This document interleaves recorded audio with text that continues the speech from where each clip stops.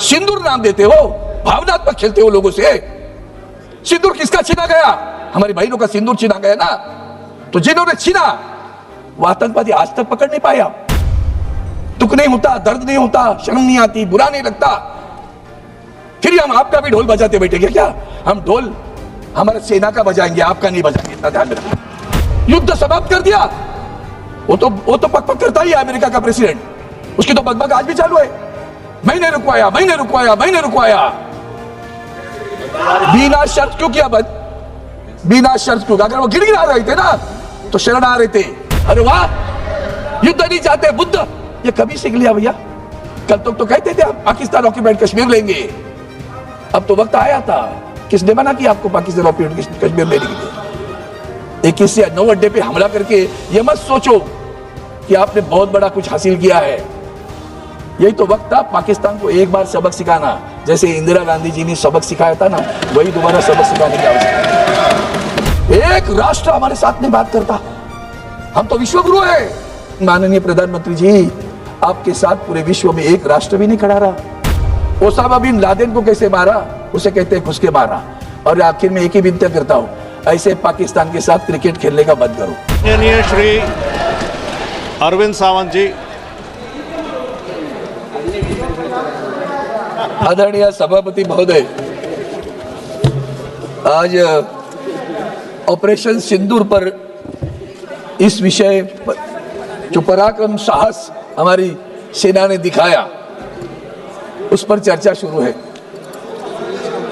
तो पहले मैं भारतीय सेना के पराक्रम, अनुशासन, अद्वितीय रणनीतिक क्षमता को नमन करता हूं। खास करके हमारे सत्ता पक्ष के जो बड़बोले हैं वो सुन ले भैया कि हम लोग सेना के प्रति गौरव गोगाई ने भी शुरू में कहा था, मैं आज वो शुरू में ही कहता हूं, उनकी शूरता, वीरता, पराक्रम, साहस को नमन करता हूं, प्रणाम करता हूं। लेकिन ऑपरेशन सिंदूर की जब बात शुरू करते हैं तो पहले बात तो यहां से शुरू होती है, ऑपरेशन सिंदूर क्यों? ऑपरेशन सिंदूर क्यों? इसलिए सिंदूर का ऑपरेशन हुआ कि पहलगाम का हादसा हुआ। सभापति महोदय, मैं कुछ कार्यकाल के लिए मंत्री था और जब मैं कश्मीर में गया था इलेक्ट्रिक बसेस का लॉन्चिंग करने, तो चप्पे पे पुलिस खड़ी रहती थी, जवान खड़े।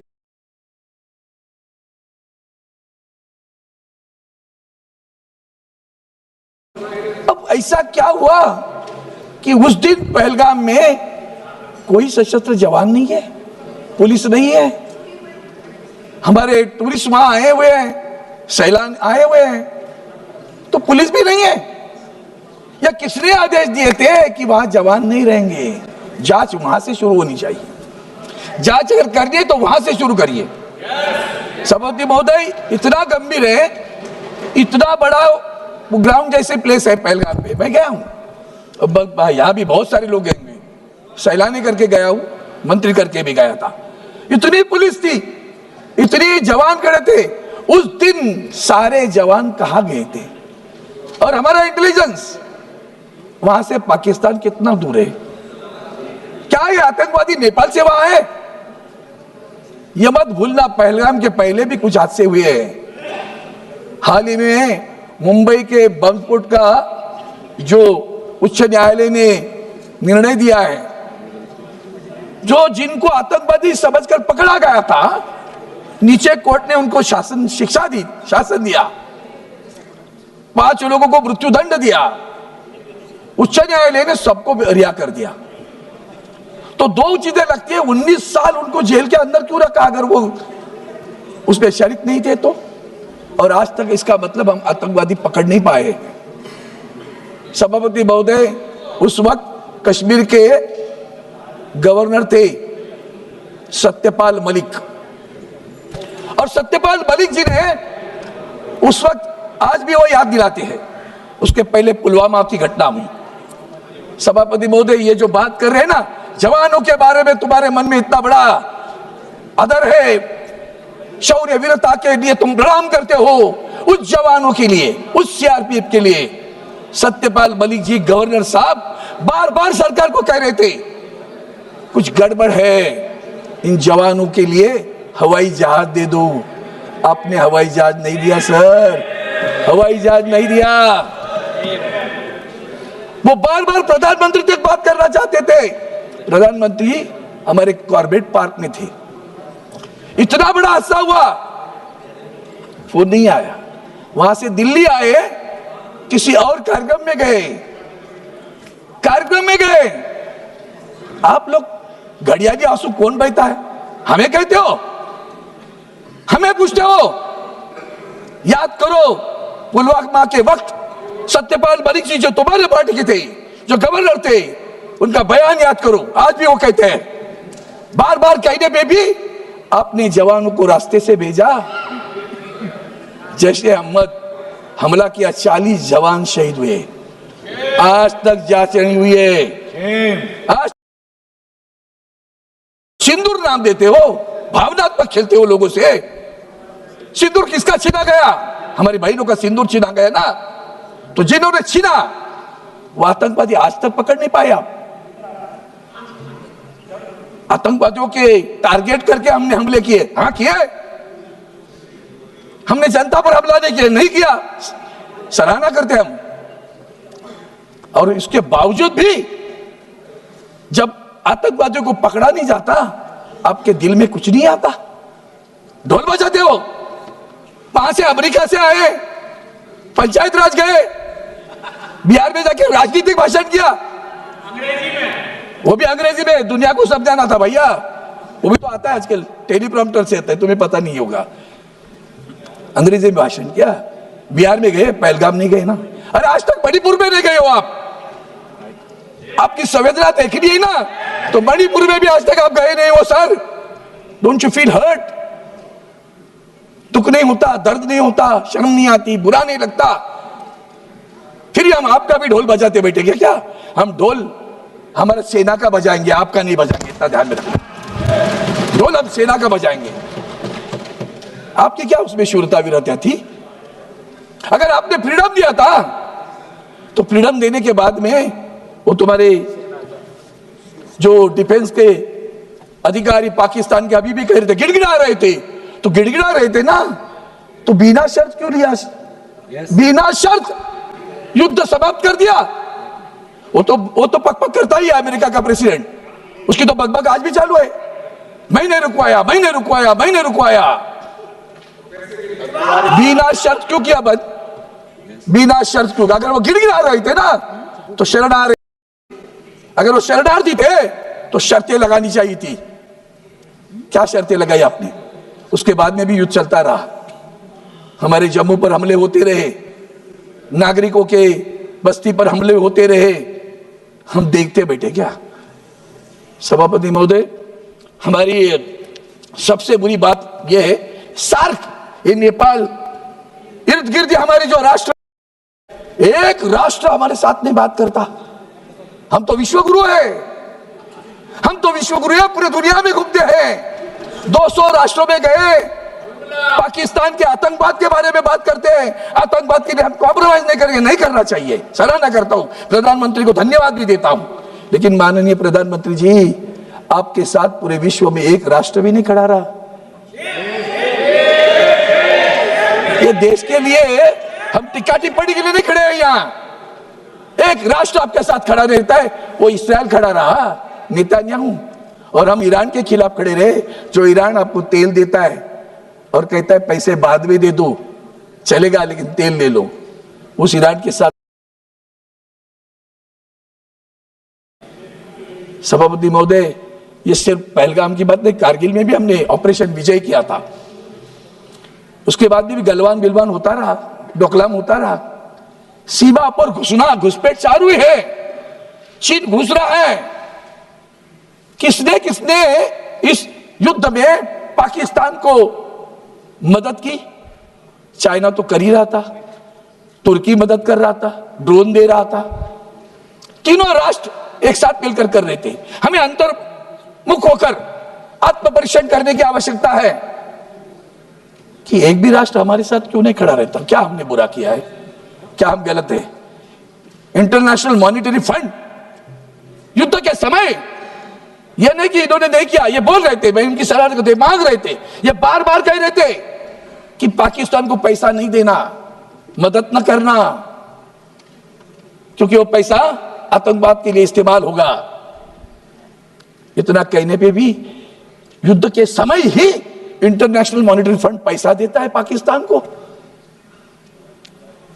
कमाल होगी। तो इसका मतलब हिंदुस्तान की क्या स्थिति है विश्व में, यूएन में तुम्हारी क्या स्थिति है, सिक्योरिटी काउंसिल में क्या स्थिति है। पाकिस्तान के खिलाफ कोई नहीं बोलता। हमीद अंसारी को बुला लिया ट्रंप ने, कनाडा में भी आपको नहीं बुलाया था, ये मत भूलना। G7 में भी आपको नहीं बुलाया, बाद में मेहमान करके बुलाया। और वहां मेहमान करके जाने के बाद ट्रंप वहां हमारे प्रधानमंत्री को फोन पे बोलते इधर आ जाओ। किसके लिए? अंसारी के पास मिलने के लिए। नहीं गए प्रधानमंत्री, मैं मानता हूं उनको, नहीं गए, अच्छी बात की। जो अच्छा है उसको अच्छा बोलूंगा। प्रधानमंत्री नहीं गए। फोन किया था ना, प्रधानमंत्री जी को फोन किया था ना, कनाडा आए हूं तो इधर आ जाओ। ये आया है हीरो पाकिस्तान का हमारे मिलने के लिए। अरे वाह।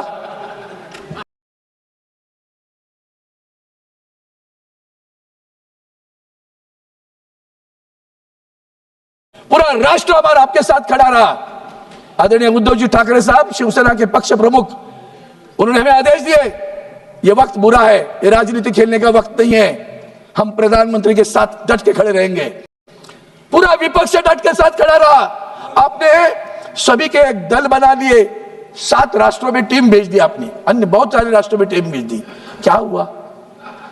उस राष्ट्रों में क्या सम्मान हुआ?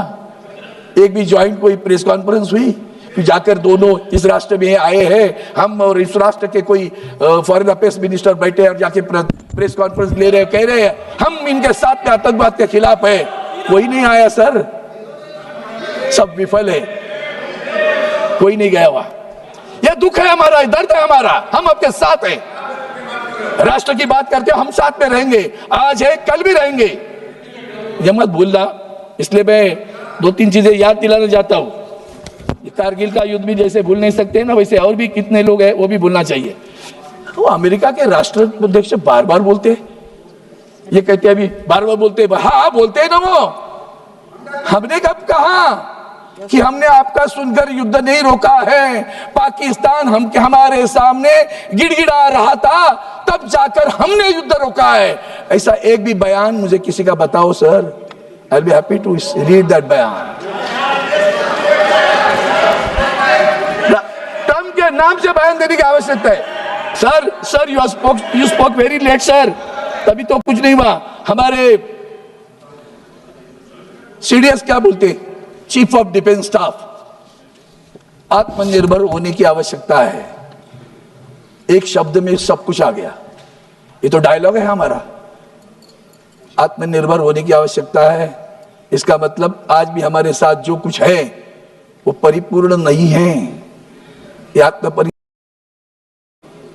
आलोचना की बात नहीं है, टीका टिप्पणी की बात नहीं है। राष्ट्र करके हम सब एक है। राष्ट्र की एकता, अखंडता, संप्रभुता, सुरक्षितता सबसे अहम है, महत्वपूर्ण है। और इसलिए मैं 2-3 चीजें और याद दिलाना चाहता हूं कि सभापति महोदय जब ये नवाज शरीफ को मिलने गए थे, किसने बुलाया था? बिन बुलाए गए थे, याद है? बिन बुलाए गए थे, इनको याद नहीं होगा। और जब ये अभी आदरणीय राजनाथ सिंह जी ने, वंदनीय हिंदू हृदय सम्राट शिवसेना प्रमुख बाला साहब ठाकरे ने उस वक्त कहा था, ये समझौता एक्सप्रेस पर नहीं करो, पाकिस्तान सांप जैसे कितना भी दूध पिलाओ वो जहर ही उगा लेगा। और उनके शब्द आज खरे उतर कर आए हैं। कितना, जब आपके पास पहलगाम का हमला होने के बाद उन्होंने क्या कहा, यह तुम्हारा अंदरूनी मामला है, हमारा कोई संबंध नहीं इससे। 200 लोगों को पकड़ा था आपने, बाद में 2 रखे।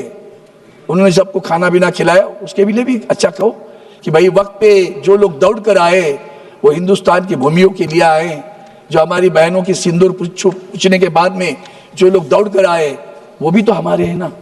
तो इसकी याद दिलाने की आवश्यकता है। मैं इतना ही कहूँगा सर, ये जितने भी घोटाले की बात करोगी, आपने कहा शांति और शक्ति, अरे आपके बीजेपी के समय हम भी उनके साथ पाकिस्तान ऑक्युपाइड कश्मीर लेके रहेंगे, यही तो वक्त था भैया। यही तो वक्त था पाकिस्तान ऑक्यूपाइड कश्मीर लेने का। किसने मना किया आपको? अरे वाह, युद्ध नहीं चाहते बुद्ध, ये कभी सीख लिया भैया? कल तो कहते थे हम पाकिस्तान ऑक्यूपाइड कश्मीर लेंगे, अब तो वक्त आया था।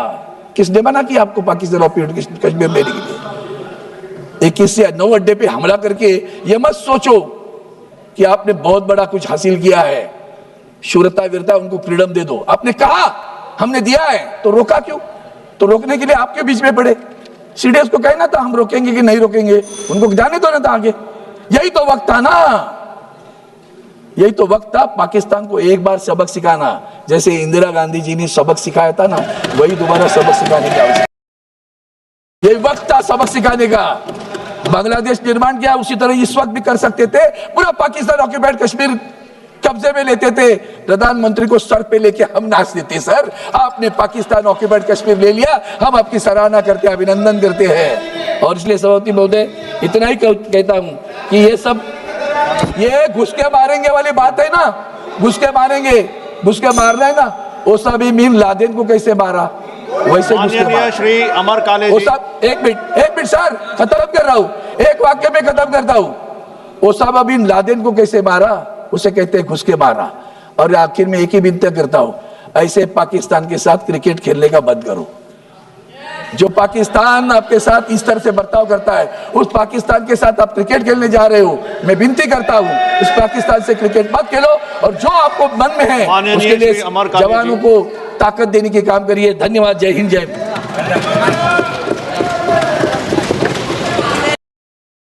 जम्मू काश्मीरमध्ये पहलगाम येथे 22 एप्रिल 2025 रोजी दहशतवादी हल्ला झाला होता। यावेळी दहशतवाद्यांनी 26 जणांची हत्या केली होती। यानंतर भारताने ऑपरेशन सिंदूर राबवत पाकिस्तान आणि पीओके येथील दहशतवादी तळांना लक्ष्य केलं होतं। आणि आता या ऑपरेशन सिंदूरवर संसदेच्या पावसाळी अधिवेशनात चर्चा सुरू आहे। या चर्चेत काल शिवसेना पक्षाचे खासदार अरविंद सावंत यांनी सहभाग घेतला होता। यावेळी त्यांनी ऑपरेशन सिंदूर नाव घेत आणि या हल्ल्यातील दहशतवादी अद्याप फरार असल्याच्या मुद्द्यांवरून सरकारवर जोरदार टीका केली। पहलगाम हल्ला झाला तेव्हा तेथे सशस्त्र दलाचे जवान किंवा पोलीस का नव्हते, असा प्रश्न अरविंद सावंत यांनी लोकसभेतील चर्चेदरम्यान उपस्थित केला होता। ते म्हणाले की ऑपरेशन सिंदूर बद्दल बोललं जातं तेव्हा त्याची सुरुवात ऑपरेशन सिंदूर का इथूनच होते, कारण पहलगामची घटना घडली म्हणून ऑपरेशन सिंदूर झालं। मी काही काळासाठी मंत्री होतो, जेव्हा मी इलेक्ट्रिक बसचं उद्घाटन करण्यासाठी काश्मीरमध्ये गेलो होतो तेव्हा जागोजागी पोलीस जवान उभे राहिलेले असायचे, थोड्या अंतरावर सशस्त्र जवान उभे असायचे। मग असं काय झालं की त्या दिवशी पहलगाम येथे एकही सशस्त्र जवान आणि पोलीसही नव्हता। आपले पर्यटक तेथे आहेत आणि तिथं पोलीसही नाहीत, तेथे जवान राहणार नाहीत असे आदेश कोणी दिले होते? चौकशी इथूनच झाली पाहिजे। पुढे बोलताना सावंत म्हणाले की नुकतेच मुंबई बॉम्बस्फोटाच्या प्रकरणात उच्च न्यायालयाने निर्णय दिलाय। ज्यांना दहशतवादी म्हणून पकडण्यात आलं होतं, कनिष्ठ न्यायालयाने त्यांना शिक्षा दिली, 5 लोकांना फाशीची शिक्षा दिली। उच्च न्यायालयाने त्या सर्वांना सोडून दिलंय। मग त्यांना 19 वर्ष तुरुंगात का ठेवलं? आणि मग याचाच अर्थ असा होतो की आजपर्यंत आपण दहशतवादी पकडू शकलेलो नाही। पुलवामा हल्ल्याच्या वेळी सत्यपाल मलिक जे तुमच्या पक्षाचे होते, गव्हर्नर होते, आजही त्यांचं विधान आठवा। ते आजही सांगतात की वारंवार सांगून देखील तुम्ही जवानांना रस्त्याच्या मार्गाने पाठवलं। जैश ए मोहम्मदने हल्ला केला, 40 जवान शहीद झाले, आजही चौकशी झालेली नाहीये, असंही सावंत म्हणाले। पहलगाम हल्ल्यानंतर राबवलेल्या मोहिमेला देण्यात आलेल्या नावावरून अरविंद सावंत यांनी सरकारवर टीका केली आहे। ते म्हणाले की सिंदूर नाव देता, लोकांच्या भावनांशी खेळता। सिंदूर कोणाचा हरवला गेला? आपल्या बहिणींचा सिंदूर हरवला गेलाय ना। मग ज्यांनी हे केलं त्या दहशतवाद्यांना तुम्ही आजपर्यंत पकडू का शकला नाहीत? तुम्ही त्यांना मारू का शकला नाहीत? आपण दहशतवाद्यांना लक्ष्य केलं, आपण लोकांवर हल्ले केले नाहीत, याचं मला कौतुकही वाटतं। पण यानंतरही दहशतवाद्यांना पकडलं जात नाही, तेव्हा तुमच्या मनाला काही वाटत नाही का? ढोल वाजवता, बिहारमध्ये जाऊन राजकीय भाषण करता, बिहारमध्ये गेलात पण पहलगाम येथे तुम्ही गेलेला नाही, तुम्ही आजवर मणिपूरमध्ये सुद्धा गेलेले नाहीयेत, अशा शब्दात सावंत यांनी सत्ताधारी आणि पंतप्रधान नरेंद्र मोदी यांच्यावर सडकून टीका केली आहे। आम्ही आमच्या लष्कराचे कौतुक करतोच, तुमचं करणार नाही। यामध्ये तुमची काय शूरता होती? तुम्ही जर स्वातंत्र्य दिलं होतं तर मग कोणत्याही अटीशिवाय युद्धविराम तुम्ही का केलाय? अमेरिकेचे राष्ट्राध्यक्ष तर पकपक करतात, त्यांची तर बगबग आजही सुरूच आहे की त्यांनी युद्ध थांबवलं। जर ते शरणार्थी होते तर मग तुम्ही अटी का लावल्या नाहीत? त्यानंतर ही युद्ध सुरूच राहील, आपल्या नागरिकांवर हल्ले होतच राहिले. आपण फक्त पाहत राहणार आहोत का? असा घणाघाती आणि विचार करायला लावणारा प्रश्न अरविंद सावंतांनी लोकसभेत उपस्थित केले होते. आता यावर तुम्हाला काय वाटतं? तुमचं मत कमेंट बॉक्स मध्ये लिहायला अजिबात विसरू नका. व्हिडिओ आवडला असेल तर जास्तीत जास्त शेअर करा. आणि आतापर्यंत मराठी जनता, आपण आपल्या या चॅनलला सबस्क्राईब जर केलेलं नसेल तर चॅनलला सबस्क्राईब करा.